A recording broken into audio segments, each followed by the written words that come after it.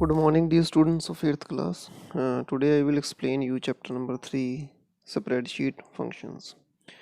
So as you already know that spreadsheet is an Excel worksheet in which we can enter data in rows and columns, and we can also perform various types of calculations in it. So here we have the spreadsheet functions. So spreadsheet functions are built-in formulas, and with the help of these formulas we can easily calculate something in the worksheet. So function mean is ready-made formula. For example, we have average, we have sum function, we have count function, max function is there, min function is there, and all these operations can be performed easily with the help of these functions. So a function help us to calculate something easily in the worksheet. So MS Excel offer more than 300 functions. So here in this chapter we will discuss about functions only. Next we have that every function in Excel has a name. So we can use a function by its name. For example, sum is the name of a function, average is the name of a function. So whatever is the name of the function in Excel, the same name you have to use in order to use that function. Function you can type directly in the worksheet, or you can also insert function from the formula tab or from the formula bar. And as you already know that whenever you have to use the function, you have to put an equal sign before starting the function. So after putting an equal sign, you can type the name of function, and within the parentheses you can pass the arguments or the values on which the function will work or calculate something. So here we have next, that is the specifying individual cells. So if you want to specify the individual cells inside a function argument, then you can specify each cell by cell reference and put a comma after specifying one cell. For example, here I am using a function equal to sum, and within the parentheses it is written a1, a2, a3. So sum function will add the values that will be in the a1 cell, in a2 cell and a3 cell. So here individual cells are specified to the sum function using comma. Next we have, if you have to specify a group of cells, then you can use the range, and range can be specified by using a colon sign. For example, here equal to sum a1 colon a3, it means the sum will be calculated using range which is starting from a1 column till a3 column. So all the cells in between, they will be added together, and the sum of these cells will be shown to you starting from a1 to a3. Here colon is used, so that is a group of cells. It is also known as a range. Next we have the arguments. So the argument are the values which you give to a function for doing calculation. For example, earlier we gave 3 argument to the sum function, comma a1, comma a2, comma a3, and in the next example we passed a group of cells to the sum function starting from a1 to a3. So these are called arguments. Suppose you are giving direct value in the sum function, say equal to sum 2, 3. So here 2 and 3, they are also arguments. Next you have the structure of a function.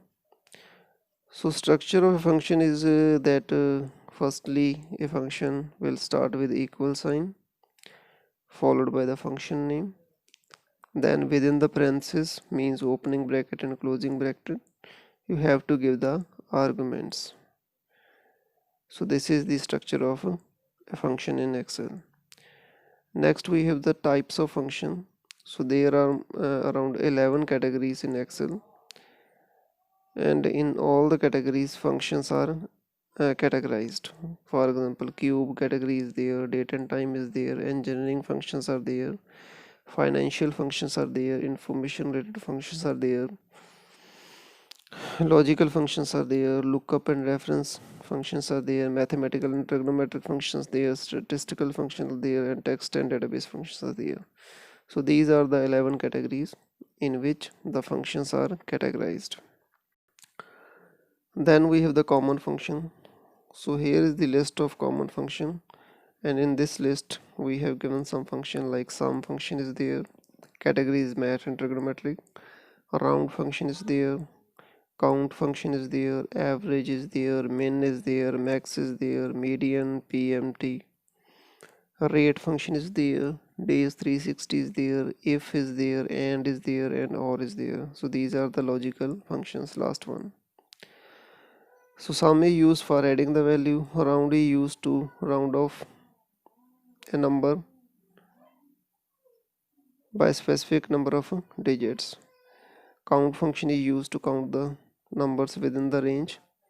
Average is used to find the average of numbers. Min is used to find the minimum from the numbers. Max is used to find the maximum value from the given numbers. Median is used to find the middle value. PMT is used for finding the periodic payment for a fixed loan. So PMT means payment. So PMT function is used to calculate periodic payment, that is called installment for a loan. Next we have the rate. It will return you the rate of interest. Then at days 360, and it will return the number of days between two dates. So suppose you are giving two dates to this function, so what will be the number of days between two dates? It will return that. Next we have the if function. So this is the condition based function. If the condition will be true, then it will perform the second argument. If the first condition is false, it will perform the third argument. So result will be of a third. Similarly we have the AND function.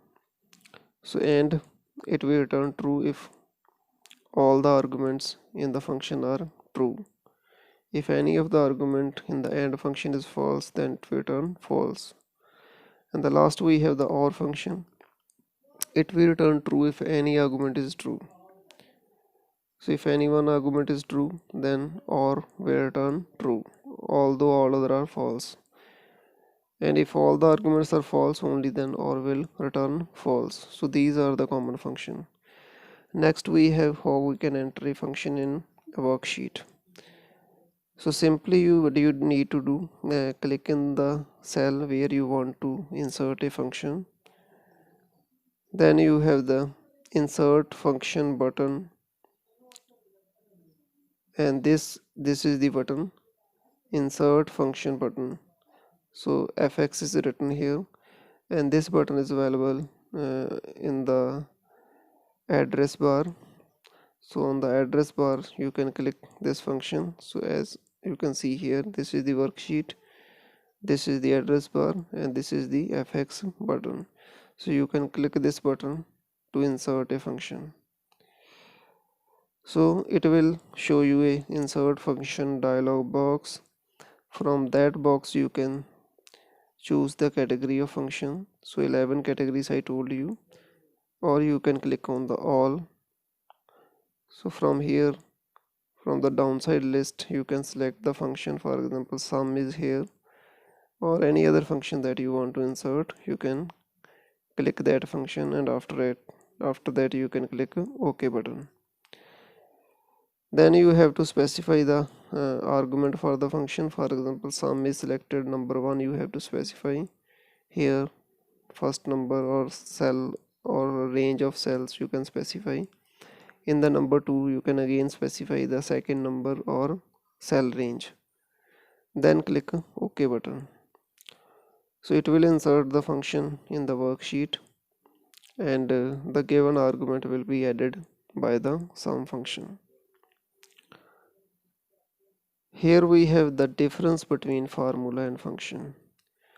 So it is very important. Formula is a calculating statement, and that statement is made by the user. That is called a formula. For example, if I want to add a1 plus b1, I can also write as equal to a1 plus b1. So that will be called a formula. But if you are using the sum function, then you will write equal to sum a1 comma b1 within the parentheses. So that is called a function. So here formula is not built in, formula is created by the user to calculate something. Suppose you want to find out the percentage of your marks, and you will write equal to marks obtained divided by total marks into 100. So that will be called a formula. But if you are using the inbuilt function, that is called a function. So this is the main difference between the formula and a function. That formula is designed by the user, it is a statement, and that statement can be calculated. And a function is an inbuilt formula or inbuilt piece of code that is designed to calculate something. Function also starts with equal to, and formula also starts with equal to.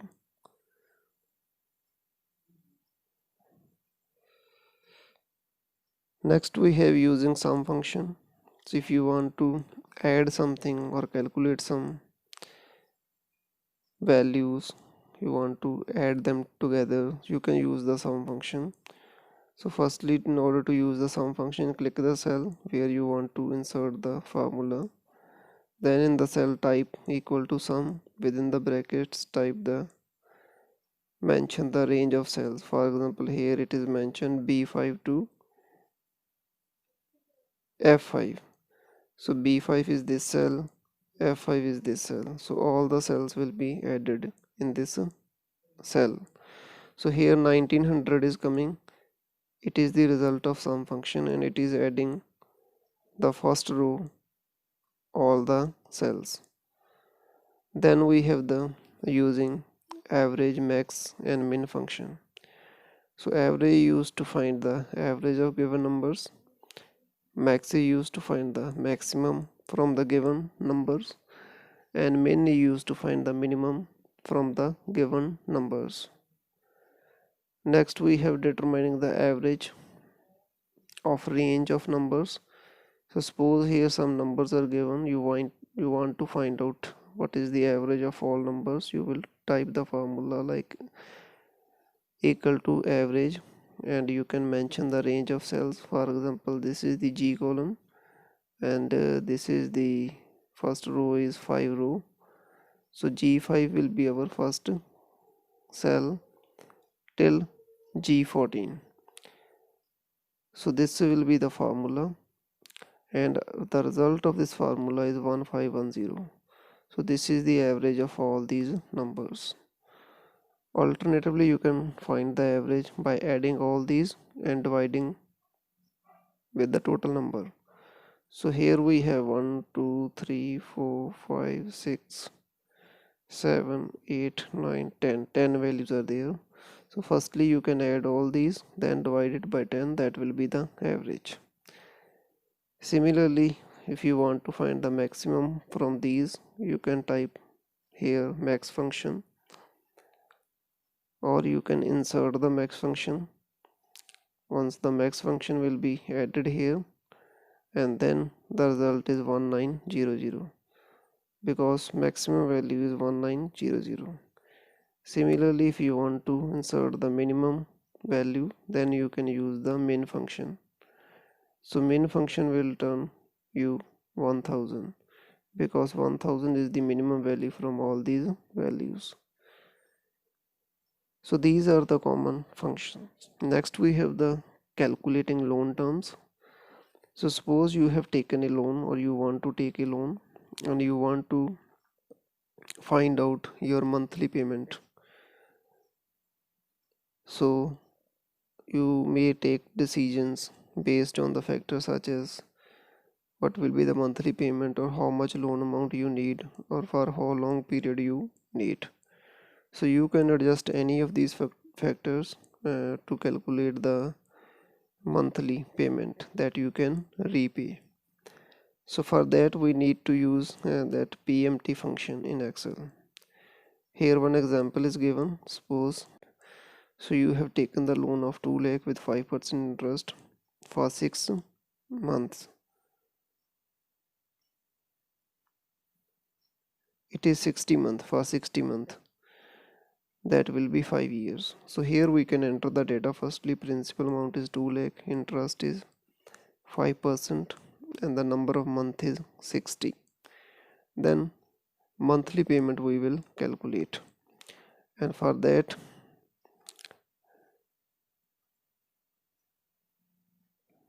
you need to specify this one. Insert function, click on the insert function, then select the financial category from here. Under the financial category you will get this PMT function and click on OK. So the function argument box will appear. So the first argument is the rate argument. So rate you have given here in the B2 cell, you can write here B2.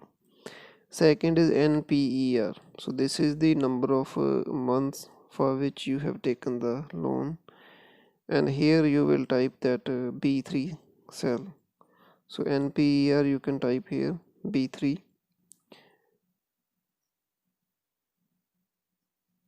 And one thing you have to keep in mind, that while specifying the rate,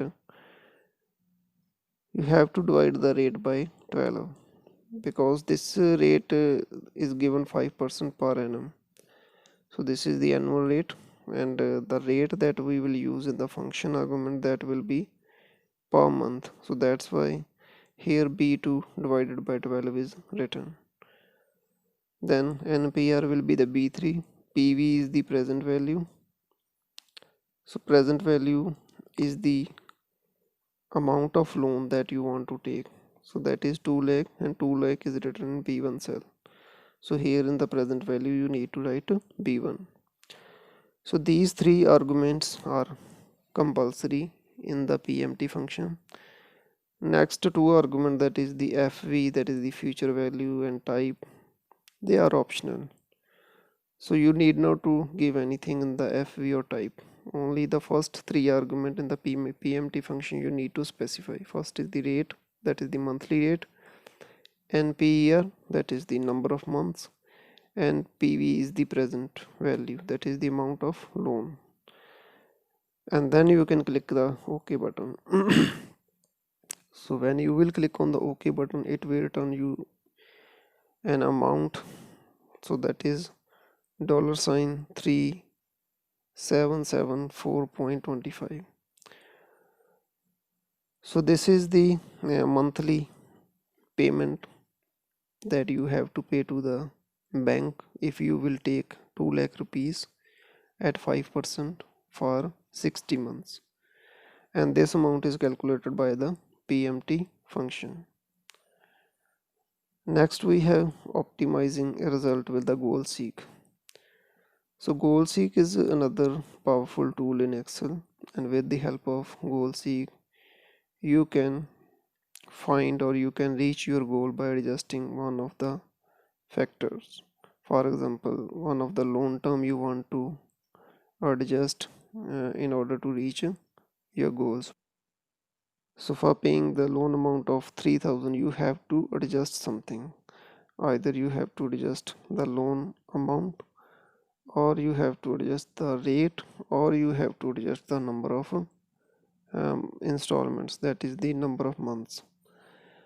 So by adjusting all these you can reach your goal, means you can come to the 3,000 if you want to pay 3,000.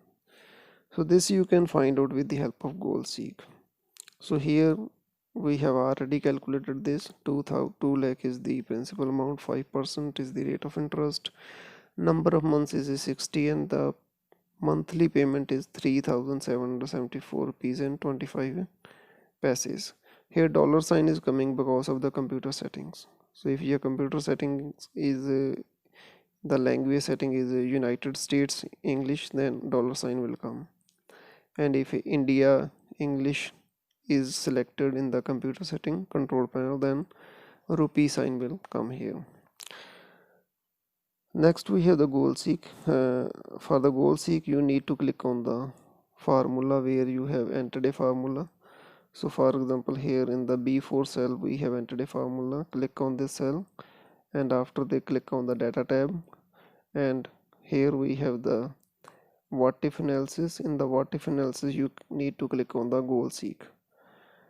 So after clicking the goal seek box will appear like this. Here you have the three arguments. First is the set cell, second is the to value, third is the by changing cell. So here first is the set cell. So set cell is your cell in which you have entered the formula, that is the B4. To value means B4, that is the set cell's value. I want 3000. So here you can see it is given in the brackets, that is a negative value, that's why you will specify here minus 3000. So the value of this PMT function is always in negative figure, so that's why minus 3000 I want to pay the monthly amount. By changing cell means what you want to adjust. So here it is written $ B2, so it is the address of B2 cell. So B2 means, so here B2 is the rate of interest. So goal seek will find your goal, that is 3000, and 3000 is given in the B4 cell. By changing the cell B2, it means it will adjust the rate of interest. So what will be the rate of interest if you want to pay 3000 as a monthly payment? Then click on the OK button. So here you can see now the value has changed to 3000, but rate has been reduced. Earlier it was 5% and now the rate is 4.07. So it means if you want to reach your goal 3000, you have to minimize, or you have to reduce your rate of interest. So this is the goal seek feature. Then we have finding square root. For that you need a function that is called sqrt function.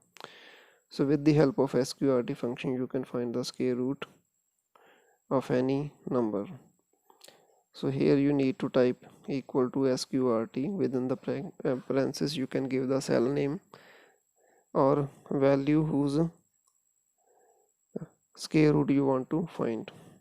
For example, here under the square root function they have given the 16 value, and the square root of 16 is 4. Next we have adding conditional sums. So conditional sum is the sum that is based on some condition. It means if the condition will be true, firstly a condition will be checked. If the condition is true, then that value will be added in the sum. But if the condition is not true, then that value will not be added in the sum. So that is called conditional sum. And for the conditional sum you need to use a function called SUMIF. So SUMIF the function that is used to add something based on a condition. So similarly you can click on the all category, you can search for the SUMIF function, so you can add that function. So in the SUMIF function you need to specify the range, so which values will be added. So here range is given B4 to B18, so it will not add all these values, but it will check firstly conditions from B4 to B18, and all the cells which will satisfy the condition, they will be added. For example, here condition is given, criteria is given software equal to software. So if any cell is having its value as software and some range is given here, for example here C4 to C18 it is given. So this is the range of sum. First is the range of condition, that is the B4 to B18. So here condition we have given software. Software is this one, Pankaj. Then software is Shalini. Then software is Payal. So these are the three values which are having software. And sum will be added from the third, that is C4 to C18. For example, software value was 7000. Here software value was 7000, 7 and 7 14,000. Next here is software value 7000. 14 plus 7 21,000. So from all these values it will show you sum, and that sum will be only 21,000. So this sum is based on a condition. So it is adding the sum of software only. So for the item that are for the software only. So this is called conditional sum. Next we have the name cells and cell range. Yes, if you want to give a name to a cell, or if you want to assign a name to a group of cells, you can do that. Suppose here some cells are selected. After selecting these cells, you have to click on the formula tab.